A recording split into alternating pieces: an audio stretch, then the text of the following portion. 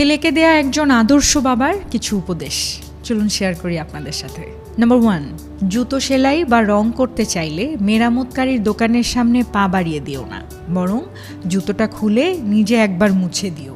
Number 2, কখনো কাউকে কামলা বা কাজের লোক বা বুয়া বলে ডেকো না। মনে রেখো তারাও কারো না কারো ভাই বোন মা বাবা, তাদেরকে সম্মান দিয়ে ডেকো। নাম্বার 3, বয়স শিক্ষা পদ বা পদবীর দিক দিয়ে কেউ ছোট হলেও কখনো কাউকে ছোট করে দেখো না, নইলে তুমি ছোট হয়ে যাবে। নাম্বার 4, পড়াশুনো করে জীবনে উন্নতি করো, কিন্তু কারো ঘাড়ে পা দিয়ে উপরে ওঠার চেষ্টা করো না। নাম্বার 5, কাউকে সাহায্য করে পেছনে ফিরে চেও না, সে লজ্জা পেতে পারে।